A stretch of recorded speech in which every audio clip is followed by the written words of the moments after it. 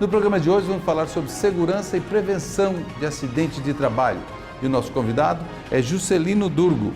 Ele é chefe do Núcleo de Segurança e Saúde no Trabalho, da Superintendência Regional do Trabalho e Emprego de Rondônia, agora no Justiça e Cidadania.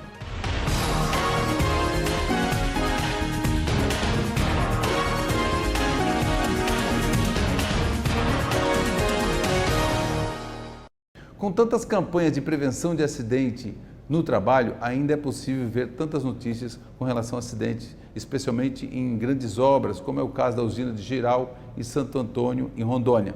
E para falar sobre este assunto, eu recebo no programa de hoje Juscelino Durgo. Ele é chefe do Núcleo de Segurança e Saúde no Trabalho, da Superintendência Regional do Trabalho de Rondônia.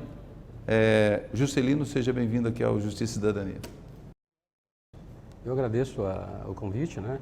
E é sempre um prazer a gente poder estar presente para falar de segurança e saúde no trabalho. Bom, no dia 27 de julho comemora-se, né, o Dia Nacional de Prevenção de Acidente de Trabalho. Há muito que se comemorar, Juscelino. Nós estamos falando de Dia Nacional de Prevenção, né? Celso, mas infelizmente não há muito o que comemorar, né? Nós temos um índice alarmante de acidentes de trabalho no Brasil, em torno de 700 mil acidentes ano, é muita coisa ainda, né? Alguns setores recuaram, né? O setor da construção recuou, né?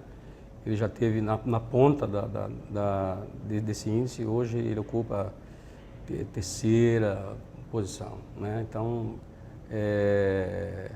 houve um avanço por conta de que esses setores foram mais investidos por parte da fiscalização, principalmente, né? E, inclusive, junto com alguns órgãos que são parceiros da fiscalização, do Ministério do Trabalho. E hoje a conscientização, tanto de empregado, né? Porque é importante frisar isso, né? Tanto do empregado quanto do empregador, melhorou isso? Isso amenizou um pouco a questão dos acidentes em termos de estatísticos? Sim, Celso. A gente consegue observar que essa parte de orientação, de treinamento, capacitação dos trabalhadores avançou bastante no país, né? Tem algumas normas regulamentadoras que já terem sido implantadas há um certo tempo, ou já estão bem difundidas mesmo no meio, então os trabalhadores já falam com tranquilidade sobre isso, como normas tipo a NR35, que fala de trabalho em altura, e que era uma das normas que de fato preocupava o Ministério do Trabalho, a falta de capacitação dos trabalhadores para realizar as atividades de trabalho em altura. Então, tem avançado, sim. A gente tem visto, sim, com bons olhos essa questão da capacitação dos trabalhadores. E tem uma discussão que ainda está pairando no ar aí, uma discussão muito forte com relação à precarização a partir da terceirização.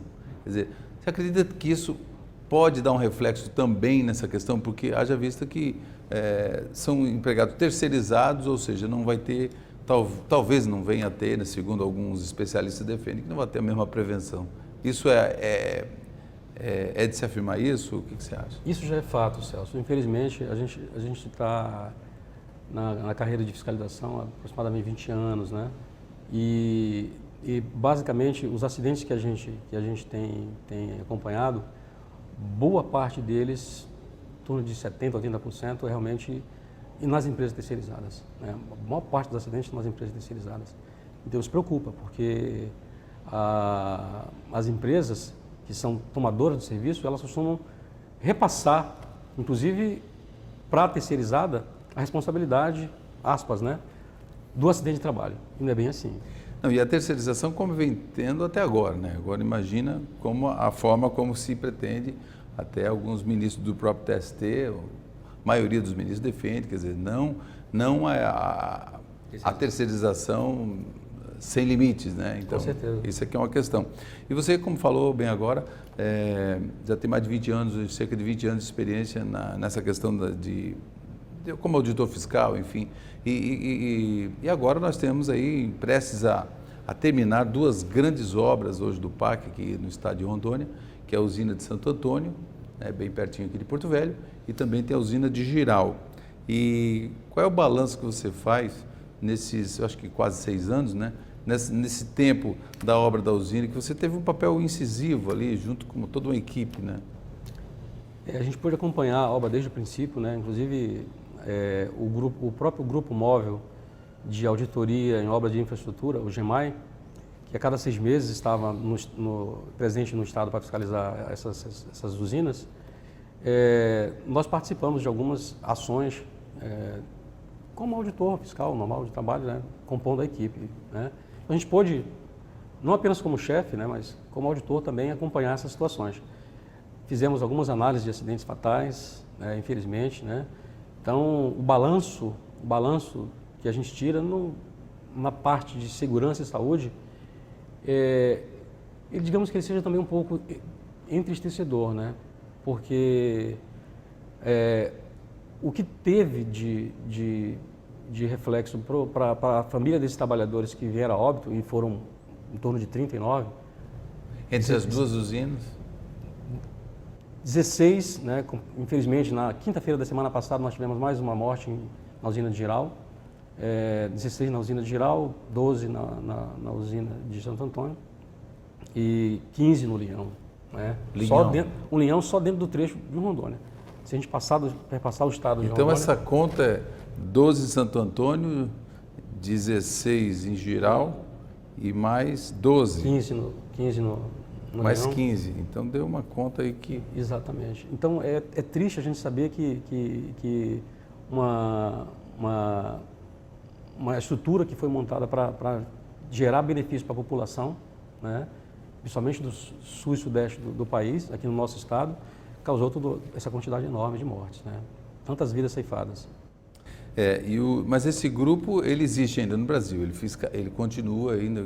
Há uma campanha, inclusive, como eu falei no início, uma campanha do TST, que é o Trabalho Seguro, onde todos os TRTs estão emanados nisso. Eu acredito que também não só, né? O Ministério Público do Trabalho tem também um trabalho forte nisso. O Ministério Público do Trabalho é parceiro nosso também. A própria Justiça do Trabalho é nossa parceira. Ano passado, nós realizamos, junto com o TRT da 14ª Região, fazendo parte da Política Nacional de Segurança e Saúde no Trabalho, uma ação que foi bem interessante. Né? A gente tinha que avançar, inclusive, a gente precisa, inclusive, retomar a conversa com a presidência do tribunal, porque à época nós chegamos a propor a criação de uma agenda de segurança e saúde no trabalho para o Estado. Né? O que foi realizado naquela época? Nós fizemos algumas palestras orientativas para empresas, né? Setor da construção, né? A gente fez palestra até para os magistrados aqui, né? Na própria semana a gente fez palestra de segurança e saúde do trabalho especificamente relacionado com as normas regulamentadoras para magistrados, né? E a gente estava com a ideia de fazer essa agenda envolvendo não apenas o Ministério do Trabalho e o Tribunal, mas uma agenda que envolvesse toda e qualquer instituição que promovesse a prevenção e saúde no trabalho no Estado. Então, eles mandariam, de repente, essa agenda ficaria, digamos que a cargo, não o controle, vamos dizer controle, mas... uma coordenação. A coordenação ficaria, de repente, com o tribunal, né, poderia ficar com o tribunal, e todas as entidades, instituições que tivessem qualquer evento de segurança e saúde, encaminhassem para o tribunal para que nós soubéssemos no Estado o que está acontecendo. Acontecendo um evento de segurança e saúde lá em Cacoal, na indústria da construção. Então nós estamos sabendo. Tem divulgação no site do tribunal. Obviamente quem tiver interesse vai comparecer, porque às vezes reclama, a população, principalmente os trabalhadores, né? Reclamam que às vezes não tem conhecimento dos eventos que estão acontecendo na área de segurança. Eu acredito que seja interessante realmente efetivar essa agenda. Sim. Muito boa.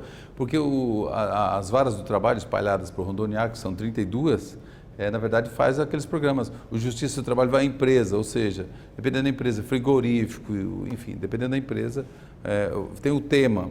E quando vai para esses frigoríficos, por exemplo, um dos temas que tem levado é a questão da prevenção do acidente. Quer dizer, é uma forma também de estar levando a conscientização, né? Mas nós vamos a um breve intervalo aqui. Eu estou conversando com Juscelino Durgo. Ele é chefe do Núcleo de Segurança e Saúde no Trabalho da Superintendência Regional do Trabalho e Emprego de Rondônia. A gente vai a um breve intervalo e volta já já.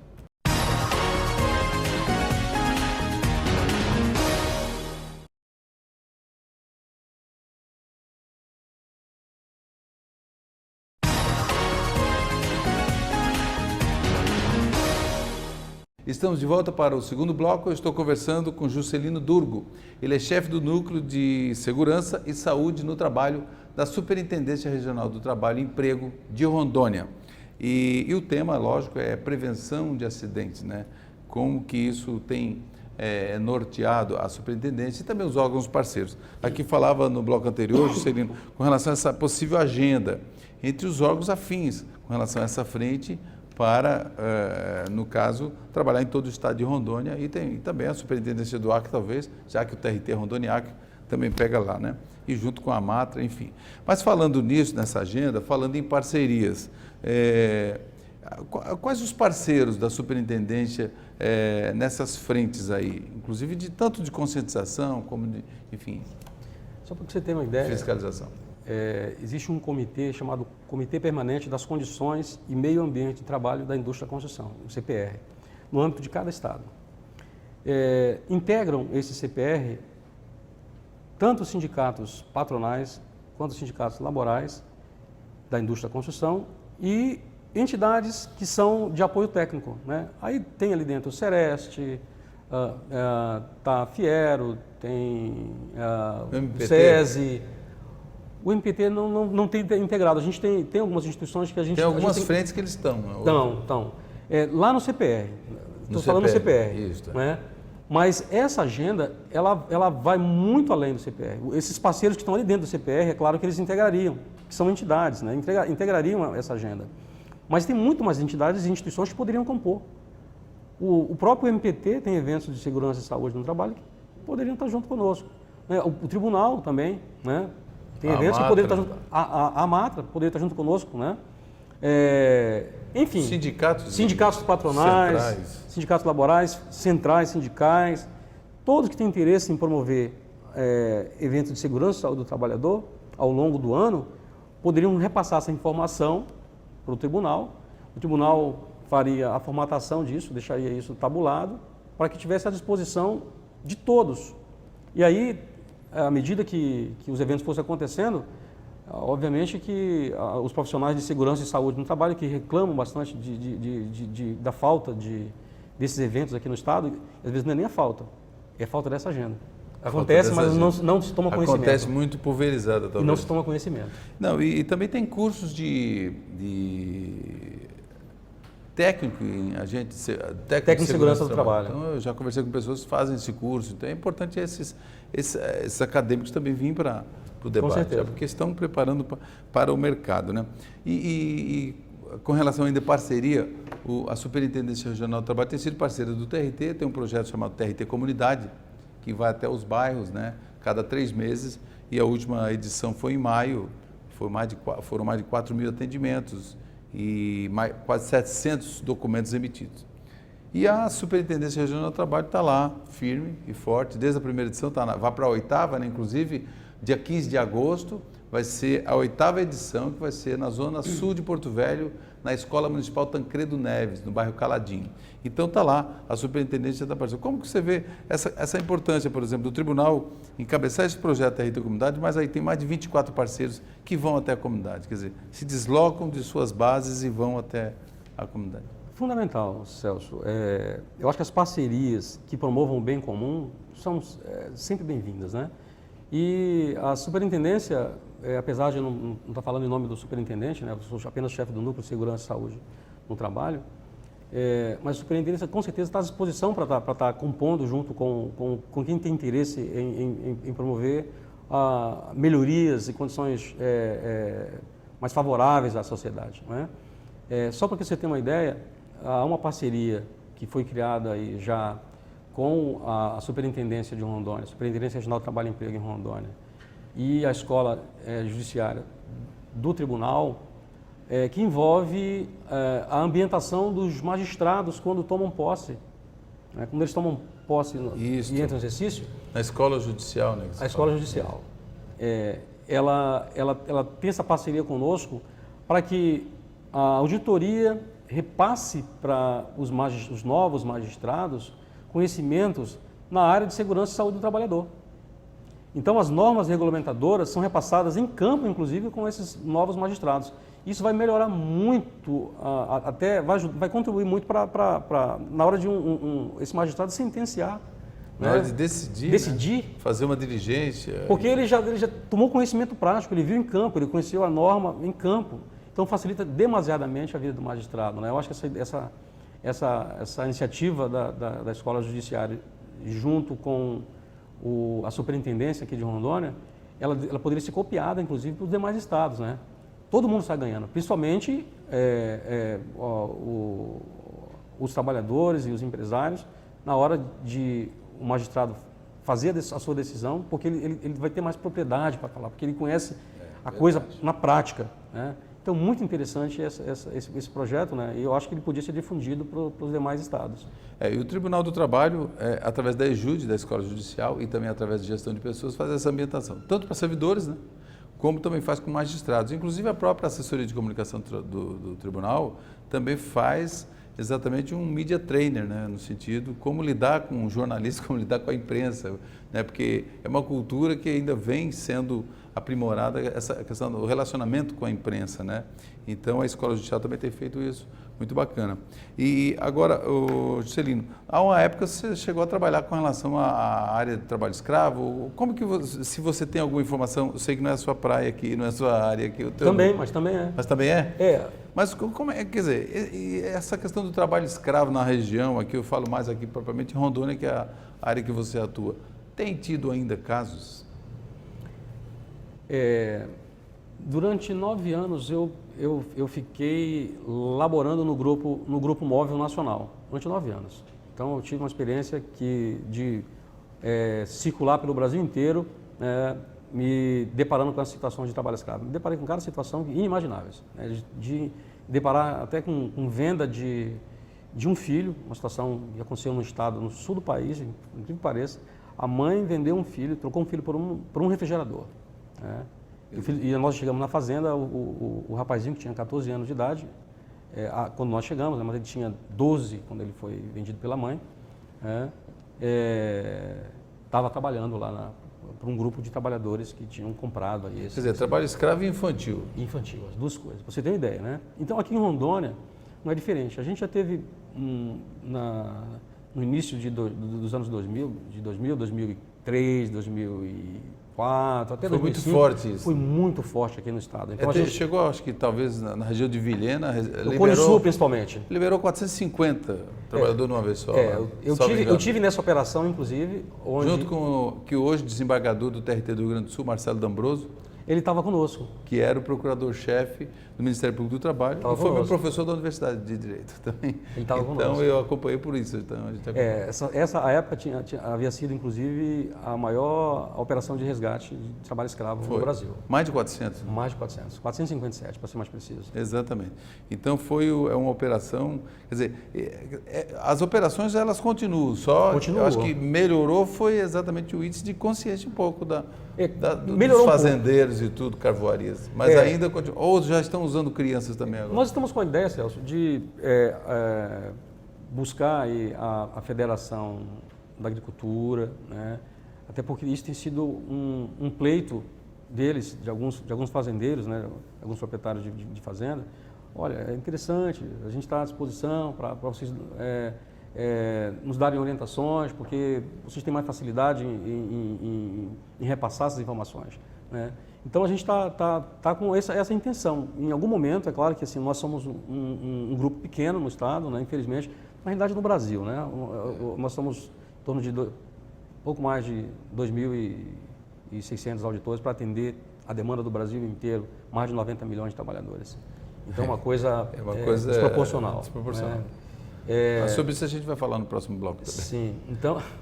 Então a gente está com essa ideia de, em algum momento, sentar, fazer uma espécie de câmara setorial, chamar sindicato laboral, chamar federação patronal, federação laboral e dar as orientações, até para deixar claro para esses proprietários de fazendas o que a fiscalização tem encontrado de problemas e como esses proprietários de fazenda que providência deverão tomar para que eles possam sanear esses problemas, né? Bom, tem um projeto que tramita, eu não sei em que pé está, mas a gente vai saber no próximo bloco, de um projeto de desapropriação de fazenda onde for detectado trabalho escravo. A gente conversa, nós vamos para um breve intervalo. Eu estou conversando com Juscelino Durgo. Ele é chefe do Núcleo de Segurança e Saúde no Trabalho da Superintendência Regional do Trabalho e Emprego de Rondônia. A gente volta já.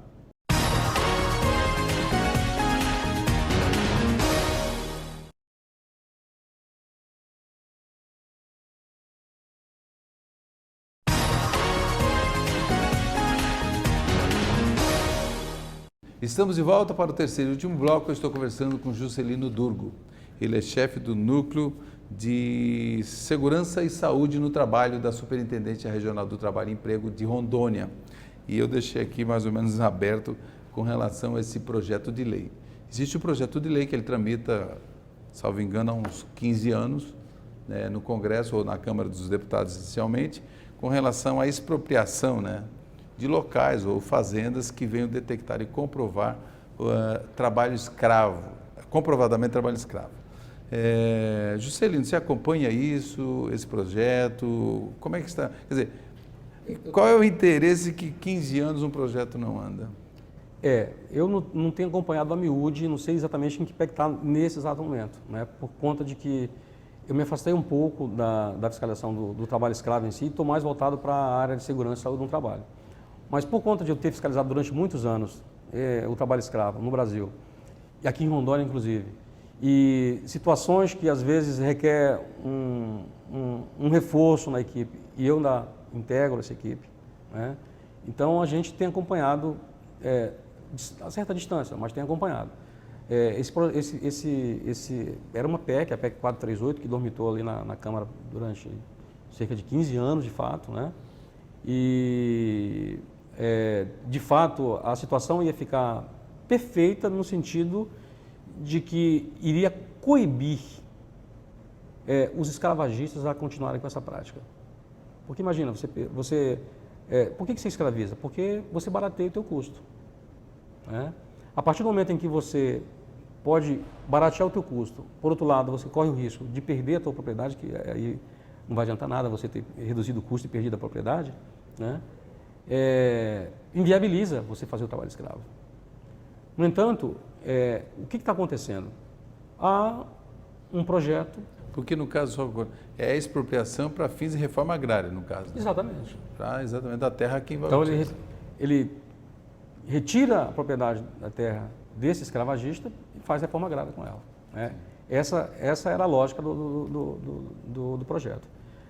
No entanto, infelizmente, nós temos uma bancada ruralista extremamente forte, né? Forte. E que tem batido... Tem representantes de todo o país, né? Do país inteiro. E está se tentando fazer uma alteração no artigo do Código Penal, que é o 149, que preconiza o que é o trabalho escravo. Imagina, se ele muda a formatação do que é trabalho escravo e volta, por exemplo, aos grilhões, né? Só se tiver grilhão... Volta aos 20 anos e começa a rediscutir. E assim? Vai complicar, né? Complica porque é um retrocesso, um grande retrocesso. Então a gente espera que a sociedade esteja atenta e faça pressão para não mudar hoje a forma que o Código Penal trata o trabalho escravo, né? Então eu acho que tem que permanecer como está. A sociedade tem que saber disso, se ela quer ou não ter no país o trabalho escravo. Se ela não quer, eu acho que ela tem que brigar por isso. E até para deixar bem claro à população, eu gostaria que você fale o seguinte, o que caracteriza o trabalho escravo? Tem inúmeras situações. Uma delas é a degradância, né? Você colocar o trabalhador numa condição degradante. Você tira a dignidade da pessoa humana. Se trata a pessoa humana como se fosse, acho que nem um animal, porque tem muitos animais que são até muito melhor tratados do que os trabalhadores que são encontrados nessa condição. Tem gado aí que só falta ter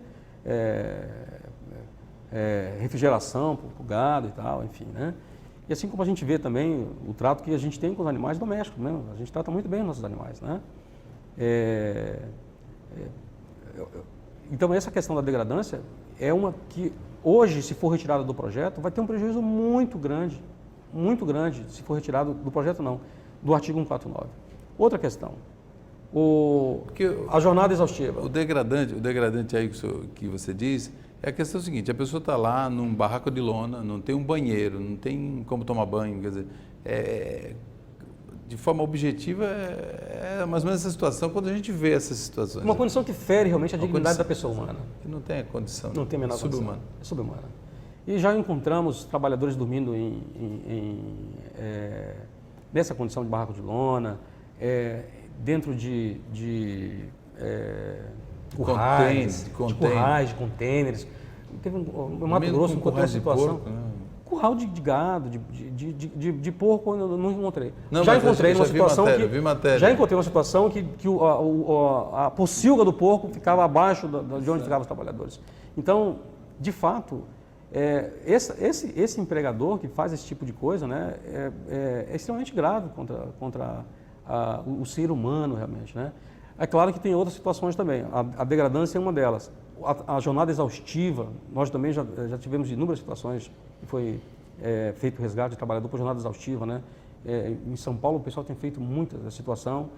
Ultimamente, inclusive, fizeram em embarcações, cruzeiros. O trabalhador estava em jornada exaustiva, já 24 horas, 48 horas praticamente, sem dormir. Imagina a condição. E querem retirar isso do Código Penal, do artigo 149. Esses dois quesitos, a degradância e a jornada exaustiva, querem retirar. Né? A representação, né? Sim, e uma coisa, a pessoa tem alguma denúncia a fazer com relação, por exemplo, ao trabalho infantil. O trabalho infantil diz que o 100, né? Diz que 100, é isso? Diz que 100. Diz que 100 é para o trabalho infantil. E com relação ao trabalho escravo ou denúncias com relação a acidente de trabalho?